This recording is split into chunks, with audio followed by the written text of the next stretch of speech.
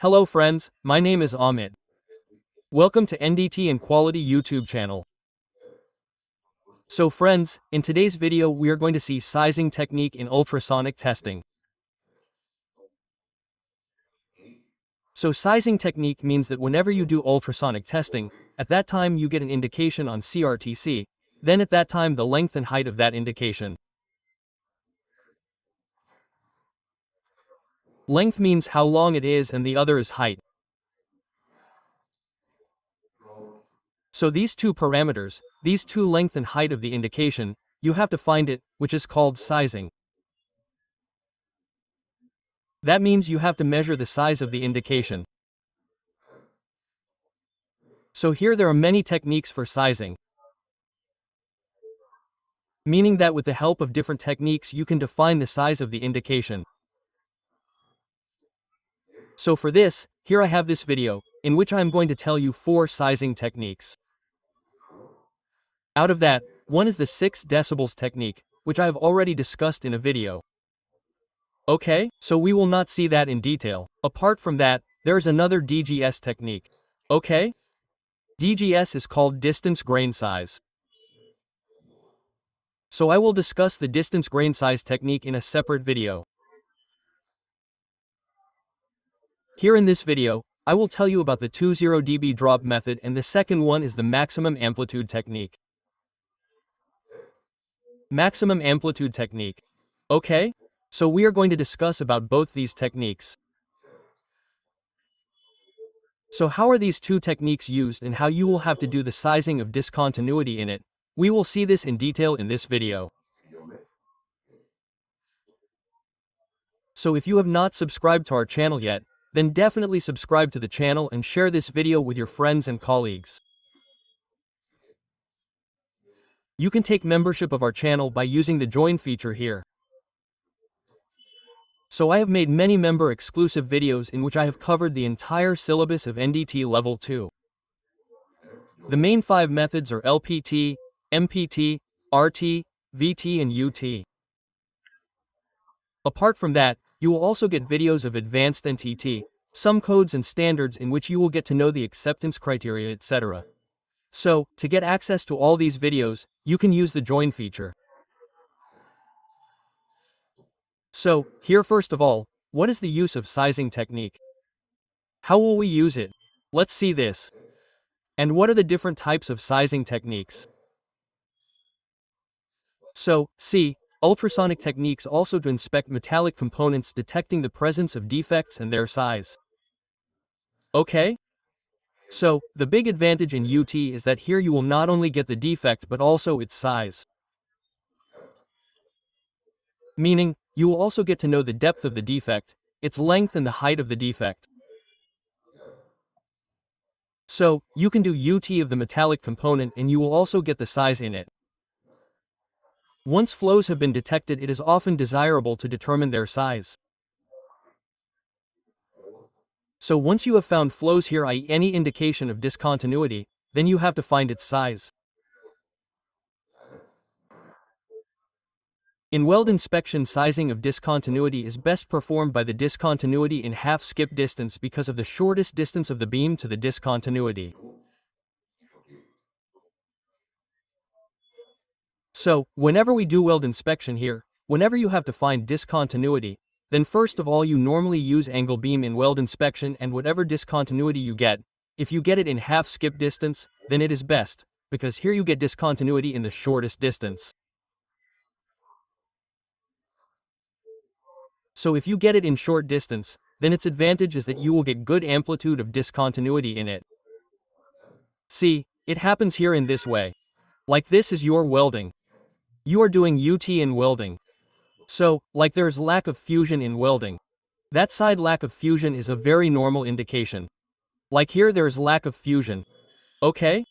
If you want to find it, then you can find it in 2 ways.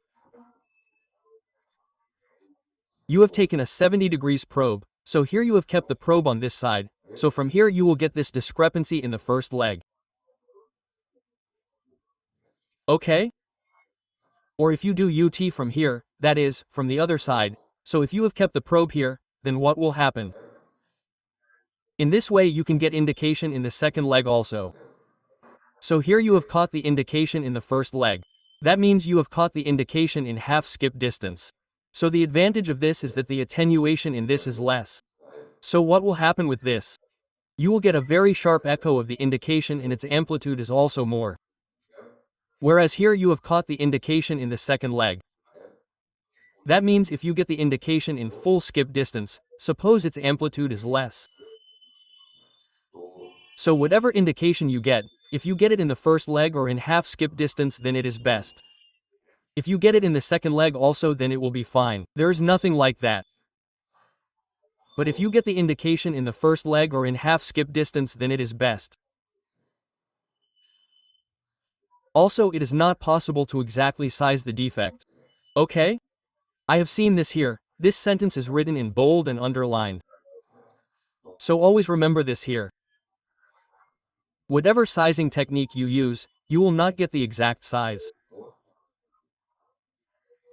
Exactly means it is difficult for you to get the exact size of the indication in them. So here it is possible that there is a difference in the size of the indication up to plus or minus 2, 3 millimeters or maximum 5 millimeters. So exactly finding the size here is not possible. There are 4 major sizing techniques in ultrasonic testing. So there are 4 major techniques here. One of them is 6 decibels drop technique, for which I have already made a detailed video. Second is 20 decibels drop technique. Third is maximum amplitude technique, and fourth is DGS technique. So here I have already made a video of this first technique.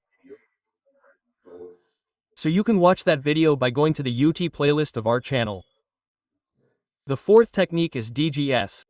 It is in a lot of detail, so we will not discuss this in this video. I am going to make a separate video on it. In this video we will discuss both these techniques, i.e. 20 decibels drop technique and maximum amplitude technique. We have already discussed 6 decibels drop technique in detail in one video. So we will not discuss here, we will discuss 20 decibels drop and maximum amplitude technique in this video. So here is the 20 decibels drop technique. See how it is used. So the 20 decibels drop technique follows the same principle as 6 decibels. Expect in this technique the probe is moved of the edge of the reflector till the signal amplitude is reduced to 10%. That means 20 decibels drop of the original amplitude.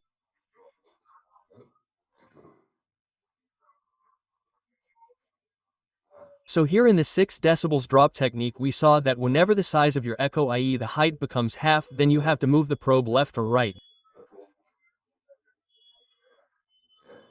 Okay? See, what did we see in the 6 decibels drop technique? Like this is your welding, and if there's any discontinuity in this welding, then first of all you have to make its maximum amplitude. That means its height should be the highest. You have to catch the reflector like this. Meaning you put the probe here and the amplitude you get from here will be the highest because all the sound reflects from here and comes back to the probe. So suppose its height is 100, meaning the height is 100%. So what to do now? This probe has to be rotated to the left side, and on the left side there will be a position where half the wave is coming back after colliding and half the wave is going here. So you have to find such a point. When will you get this point? When the height of this echo becomes half. Meaning you will get 50% of the echo. When its height is 50%, then you will get this point. So at this point you have to mark the center point of the probe. Like I have done this marking here. Is this okay? Similarly, if you take it to the right side, you will get 50% echo height there as well. If you mark there as well, you will get similar markings. So, this length is the length between the markings of both. You will get the length of your indication. So, here the 6 decibels drop technique means that you have to reduce the height of the indication to half. That means, if it is 100% here, you did 50%. Suppose it was 80% here, then you have to reduce it to 40% here. Okay? 6 decibels means that suppose you get any indication. If you reduce the dB in it, then what will happen if you reduce it by 6 decibels? The height of your echo of the indication becomes half. Okay? So, for this, it is called 6 decibels drop method. Now you reduce it by 20 decibels. Okay? So, what happens in that case? The height of your echo becomes 10%. Like if it was 100% earlier, then it will decrease by 10 times.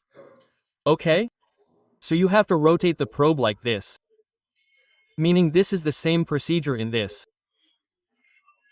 This was your first position of the probe in which the maximum amplitude of the echo you got was done. Now if you take the probe to the left side, then the height of the echo that you got earlier, suppose you got 100% in it. So if you take it to the left side, that means in this position, the height of your echo should be 10% here. You have to go till there. Okay? So if you go till here, then you can call this technique as 20 dB drop technique. When is this technique used? Whenever the diameter of your probe is bigger than the diameter of your indication. Meaning the length of the indication or its height is bigger than that. If you feel so, then you can use this 20 dB drop technique at that time. So here you have to remember that you have to do 10% of the indication. I mean, suppose it was 100% earlier, then you have to do 10% of it.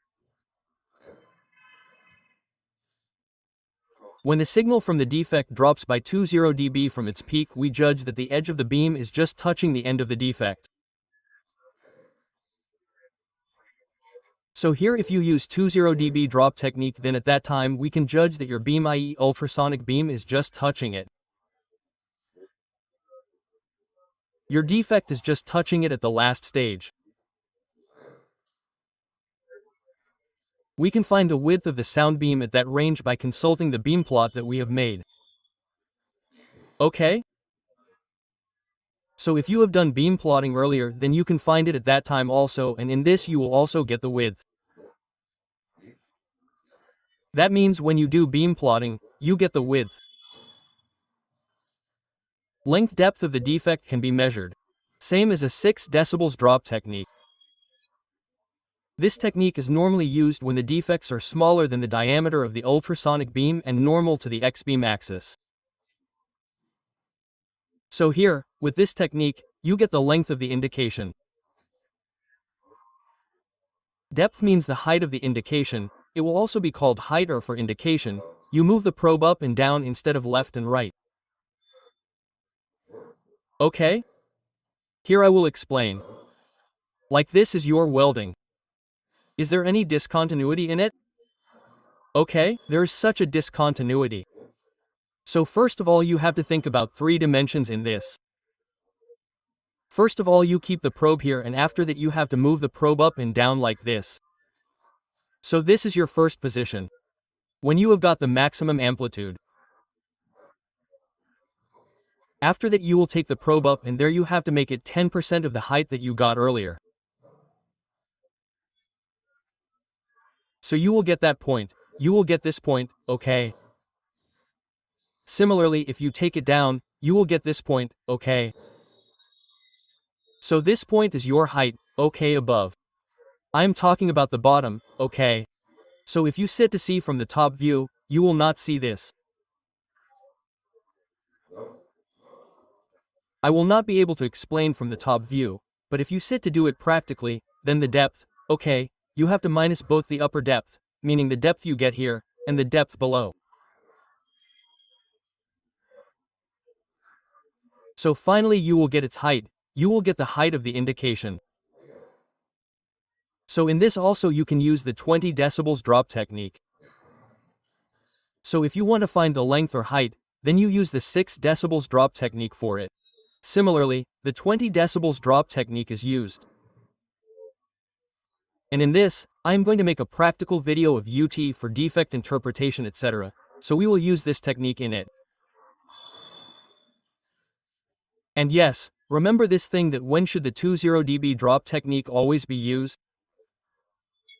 Defects are smaller than the diameter of the ultrasonic beam. Okay? So whenever the diameter of your prop is large and the defect is small, then at that time you have to use this 20 dB drop technique and the indication should be normal, meaning it should be perpendicular to the axis beam.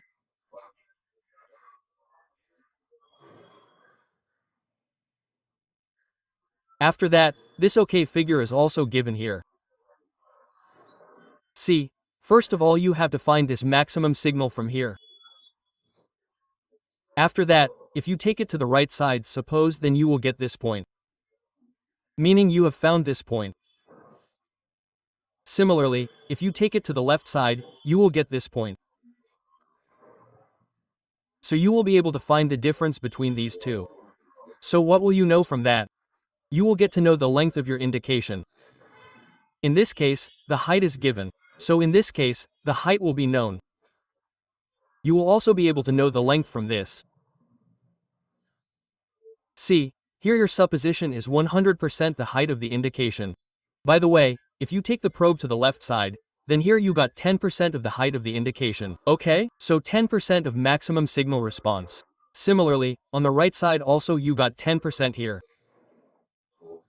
So if you see the difference of these two here in the job, then you will get the height of this indication. After that, the second technique is maximum amplitude technique. So what is there in this? See, maximum amplitude technique uses the measure of the probe movement between the maximized signal from flow extremities to flow size. So here you have to trace the movement of the probe. Okay? And the signal has to be maximized first, which we did in the next technique. Okay, that is what we have to use. But flow means the defect, that is the extremities, that is, the signal of the defect should become 0. Okay? What did we do here above? We stopped when we got 10% signal. And the indication starts from there. We used to assume this. Whereas in the maximum amplitude technique, first you have to maximize it and you take the probe to the left and right side. At that time the signal should become 0. Okay? You have to take the length of the indication till it becomes 0. Okay? Here we took it till it was 10%. Whereas in the maximum amplitude technique, you have to take the length of the indication till it becomes 0. Maximum amplitude is a technique of using theoretical center of the beam and transducer.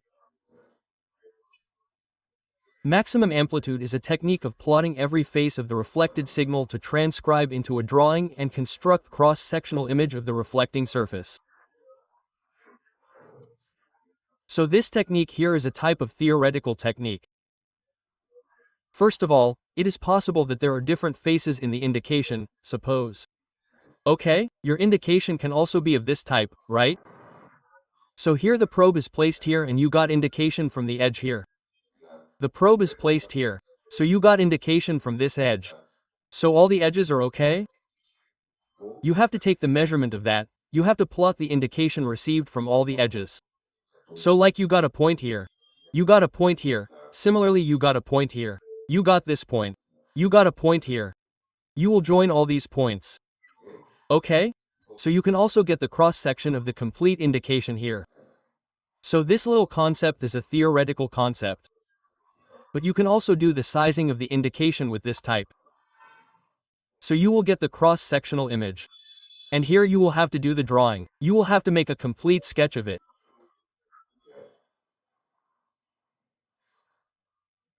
This is used to size the area of small defects such as inclusion cluster porosity and size the multi-face defects such as crack.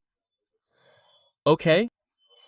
Meaning that whatever indication you get here, suppose there is inclusion or cluster porosity in it, then it has an area.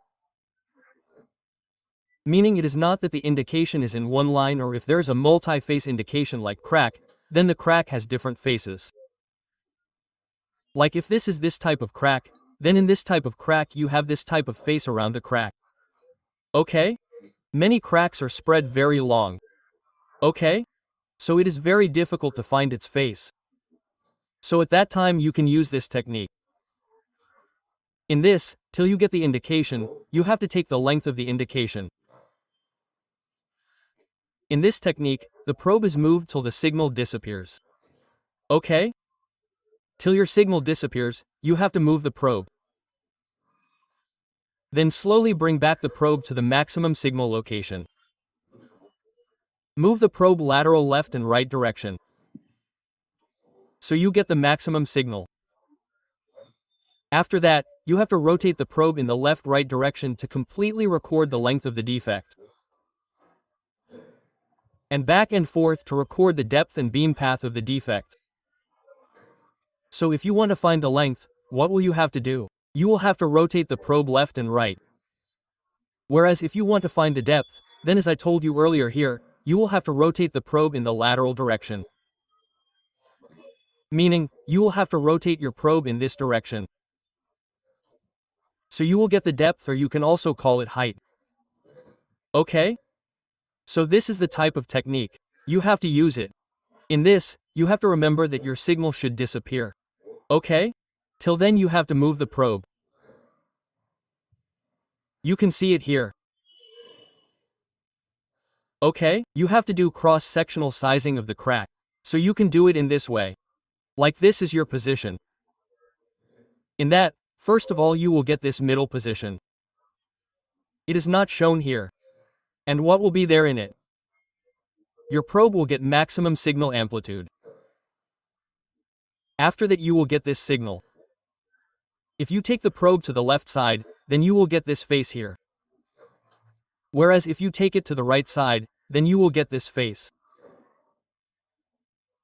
So the distance between these two is the height of your crack. After that you have to find the length. So it is the same technique. You have to rotate the probe left and right. So you will get the length of your indication from this. Okay? So you have to use both these techniques, 20 decibels and maximum amplitude technique, like this.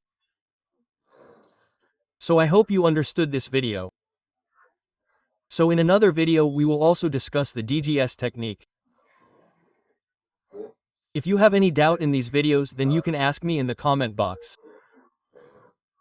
Okay, thank you.